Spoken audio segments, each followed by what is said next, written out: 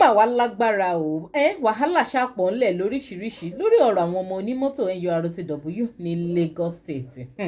Abolore Legacy tún ti ju tuntun míì síta wípé Koko Zaria mọ̀ọ́mọ̀ lo bàbá Lawori bíi àrokò láti fi pa àrokò ránṣẹ́ sí Oluomo ni nítorí wípé ọmọ Àwórì kan ò ní bàbá Lawori àti Oluomo bẹ́ẹ̀ ẹ̀gbọ́n sì ni bàbá Lawori jẹ́ sí Oluomo. Eléyìí tún ga jù ó tún lẹ́tìkẹ́ ó tún gbẹnu tán ẹ̀yin èèyàn mi ẹ gbọ́ ṣé lóòótọ́ ni bẹ́ẹ̀ ni Abolore Legacy wájú ìbéèrè kan síta wípé ǹjẹ́ wá yẹ kí MC Oluomo kó dá sí ọ̀rọ̀ tó wà nílẹ̀ láàrin bàbá Lawori àti Koko Zaria àbí kò yẹ torí gbogbo alamọ̀ wípé tẹ̀gbọ́n tàbúrò làwọn méjèèjì ọmọ Àwórì kan náà sì ni wọ́n pẹ̀lú. Ẹ mọ̀ bá mi fi dáhùn tí yín sí kọ́mẹ̀ntì o mo tún kẹ́yìn èèyàn mi káàbọ̀ sórí ìkànnì Digi Naija Television bó lójú ọjọ́ lọ́dọ̀ tí yín ṣàlàáfíà ó ní mo tún bá yín lákòókò yìí ẹ̀yin èèyàn mi lórí ọ̀rọ̀ àwọn ọmọ nurtw ní Lagos State gbogbo alamọ̀ wípé wọ́n ti pín ẹgbẹ́ yẹn sí ọ̀nà ọ̀tọ̀ọ̀tọ̀ àti rí Oluomo nation àti rí Sego nation kódà àárí Abolore Legacy nation gan-an sef ó lágbára.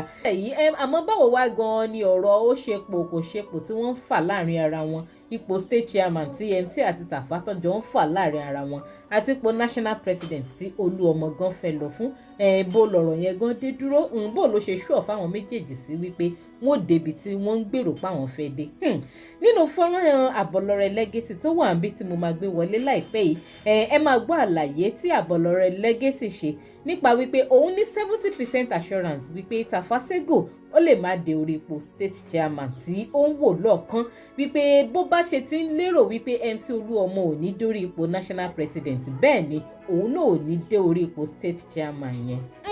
Àló lágbára ó lẹ́tìkẹ́ ó gbẹnu tán ẹ má jẹ́ rojọ́ jìnnà yìnyín ẹ jẹ́ ń gbé fún Abolore Legacy wọlé ká tún gbọ́ gbogbo àlàyé tó ṣe nípa ọ̀rọ̀ ipò kò ṣepò tó ń fà láàrin ara wọn àtọ̀rọ̀ Koko Zaria pẹ̀lú bàbá Lawori kẹ́sì má bá mi fèrò yín náà lórí ẹ̀sìn kọ́mẹ́ǹtì fọ́nrán yẹn rèé ẹja àjọwò. Wọ́n fi Lawori pàrokò fún Oluomo nígbà tí wọ́n dágbó sí méjì tán sọ pé àwọn Sego nation àwọn Sego nation àwọn dá dúró wọ́n wá pàdé Lawori ní pátì wọ́n ní Lawori ò kí àwọn Lawori kò pè àwọn Lawori ò recognize àwọn ò sí nǹkan míì tán ṣe ju pé wọ́n fi Lawori pàrokò fún Oluomo lọ tá a bá dé gbé yẹ̀wò Àwórì ní Lawori Àwórì l'Oluomo ẹ̀gbọ́n ní Lawori jẹ́ fún Oluomo so definitely títorí ìta ló ṣe làgò mọ́ Lawori lórí nítorí Oluomo simple illustration nítorí Lawori nítorí Oluomo ló ṣe làgò mọ́ Lawori lórí nítorí pé mọ̀ pé ó belong sí Oluomo caucus nothing but the truth so ẹ wá jọ ṣé k'Oluomo má wá support brother ẹ ni àbí kó support brother ẹ ẹ jẹ́ ká gbé yẹ̀wò síra wọn báyìí Lawori ò kì í ṣe union brother ló jẹ́ sí Oluomo ẹ̀gbọ́n ló jẹ́ sí Oluomo wọ́n dẹ̀ jọ wà ní ẹ jẹ́ ká gbé lọ báyìí Zulu authority Zulu kì í ṣe union bẹ́ẹ̀ Zulu àti Sego wọ́n jọ lẹ̀pọ̀ gan wọ́n jọ lẹ̀pọ̀ wọ́n jọ wà bí ẹ̀gbọ́n àtàbúrò ni wọ́n ọmọ Kwara ní Zulu ọmọ Kwara ní Sego wọ́n jọ lẹ̀pọ̀ kí Zulu wá lọ síbì kan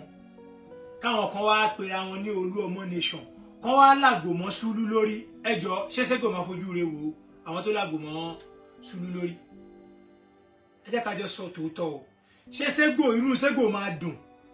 Sego náà ò ní rún párún sẹ̀ síbẹ̀ láti sọpọ́ọ̀tì Zulu tí Zulu bá lọ síbi kan tó wá làgò mọ́ Zulu lórí ṣé Sego máa wòran so definitely Sego ò ní gbà so bẹ́ẹ̀ náà ló ṣe jẹ́ Àwórì ẹ̀gbọ́n ló jẹ́ sí Lawori ẹ̀gbọ́n ló jẹ́ sí Oluomo ọmọ Àwórì ni ọmọ Àwórì Oluomo tán dẹ̀jọ tán náà kọ́ wá làgò mọ́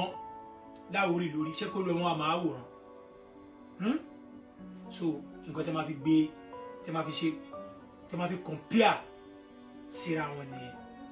ẹ wo compare and contrast láàrin àwọn méjèèjì síra wọn ẹgbẹ́ síra wọn ẹ rí i pé bó ṣe rí gbọ̀ngàn nìyẹn. Oluomo kọ́ ló rán Zaria lẹ́wọ̀n Zaria ló rán ra ẹ̀ lẹ́wọ̀n ló fọ àfọwọ́fà Zaria ló gbé ṣe kí ni ló gbé lọ sí ẹ̀wọ̀n torí pé tí Sego tó wá tí Sego tó dá wàhálà yìí lẹ̀ ni tó jẹ́ kó máa pariwo Sego nation kìíní kan nation tí Lawori bá wà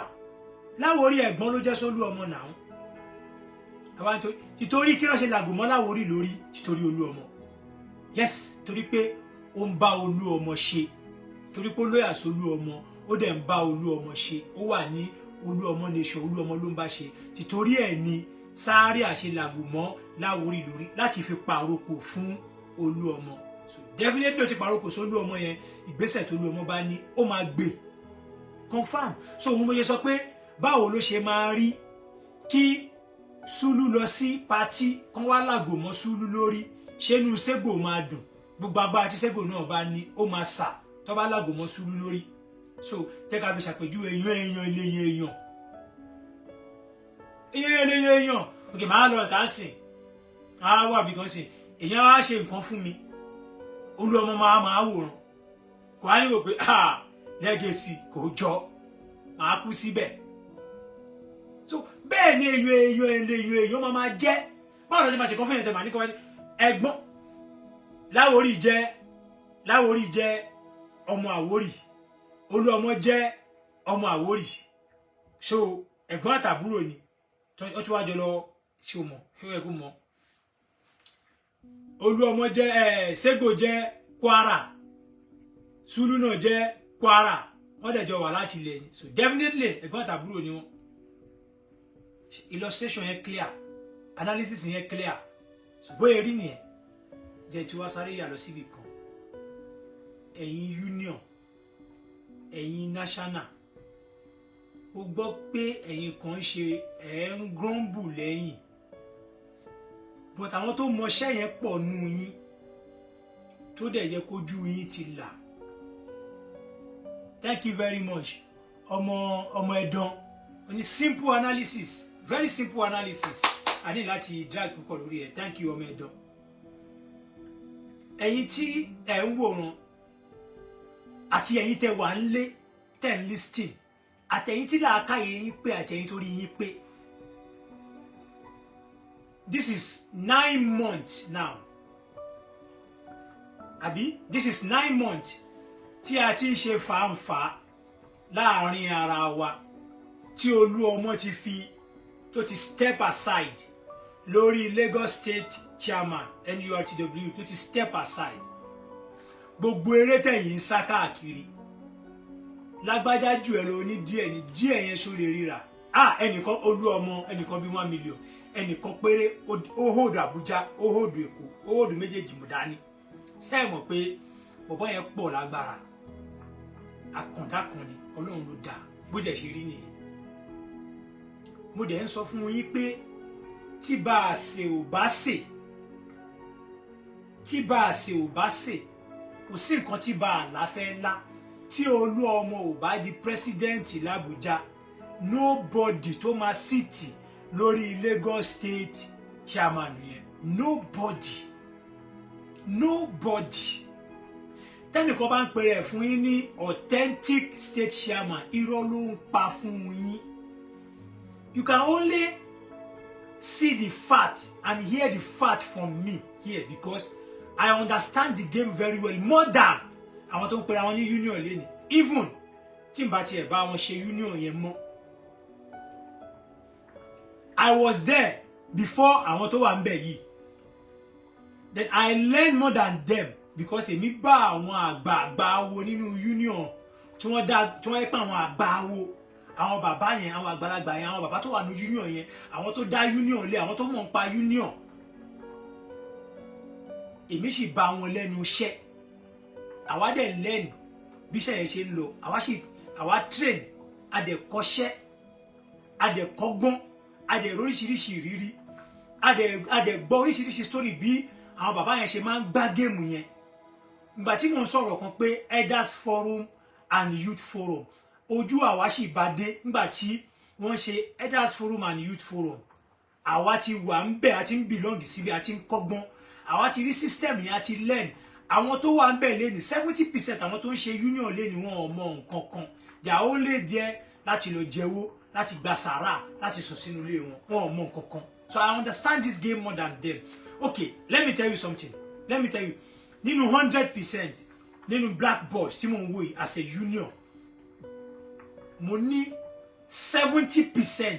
mo ní 70% pé Sego lè máa jẹ chairman Lagos State yẹn, mo wá ní 40, mo wá ní 40, mo ní 30% pé ó lè jẹ. Ẹ jẹ́ tún sọ bí union ṣe lọ fún yín, èmi legacy mi ni mo ń sọ o, mo ní 70% assurance pé Sego ó lè máa rí ṣòro yè lásán ló lè jù, ó lè máa rí sí tìyẹn jókòó sí. Mo wá ní 30% pé by luckily tí Ọlọ́run bá sọ ó lè débẹ̀, because the way bó ṣe ń play game yìí, the way bó ṣe ń gbá rough game yìí kò lè débẹ̀, but èmi kọ́ l'Ọlọ́run according to the union, according to the unionist jẹ́ sọ bẹ́ẹ̀, and according to the torí ball game of union fòfò mú living ni. Tó bá sọ fáwọn tó wà mẹ́sì pé kí ni meaning ni fòfò mú living, àwọn tó wà ń bí ìsìn ò lè mọ̀. Fòfò mú living lásán ni union, ìgara lórí kíni kí lẹ̀ ń tà,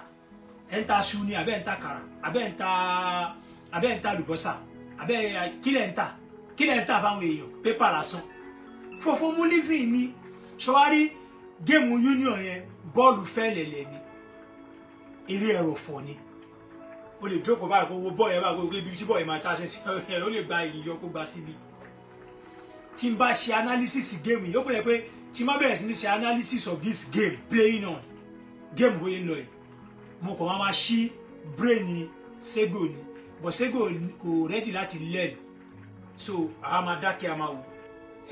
Abẹ́rí pé ọ̀rọ̀ yìí lágbára ó gbẹnu tán. Ọ̀rọ̀ lẹ́gbọ́ tí Abolore Legacy tó tú kalẹ̀ yìí nípa wípé géèmù tó ń play nínú union wọn ní Lagos State, bọ́n ṣe ń play géèmù yìí pẹ̀lú bí Sego gan ṣe ń play roughly, ó jẹ́ kó máa hàn lọ́kàn wí, ó jẹ́ kí ó máa wo, ó jẹ́ kó máa ní assurance 70% assurance wípé Tafa ó lè má dórí ipò state chairman pẹ̀lú gbogbo bá ṣe ti ń rí gbogbo ẹ̀ bó ṣe ń play out yìí. Ẹgbọ́n ẹ̀yin èèyàn bóòlù ẹ̀yin náà ṣe rí, ṣé ẹ̀yin náà fi pé Tafa lè má dórí ipò yẹn? And then lórí ọ̀rọ̀ national president tí Oluomo gan fẹ́ lọ fún, ojú wo lẹ fi wo àárín yẹn náà? Ṣé lérò wípé MC máa débẹ̀ àbí báwo? Then lórí ọ̀rọ̀ bàbá Lawori àti Koko Zaria, ṣé a lè sọ wípé lóòótọ́ ni pé Koko Zaria lo bàbá Lawori fi pàrókò ránṣẹ́ sí Oluomo? Ṣé a lè sọ pé lóòótọ́ ni àbí báwo? Ẹ máa bá mi ju ìdáhùn yẹn sí kọ́mẹ́ǹtì. Àdúrà náà la fi máa ràn wọ́n lọ́wọ́ wípé k'Ọlọ́run kó bá wọn yanjú gbogbo rògbòdìyàn tó wà láàrin wọn. Ẹ má gbàgbé ẹ̀yin tẹ́ bá ṣe darapọ̀ mọ́ mi for the first time, ẹ dákun ẹ máa bá mi follow DigiNaija online lórí Facebook, link kan wà ní comment section fídíò yìí tó máa gbé yín lórí Facebook page wa tààrà.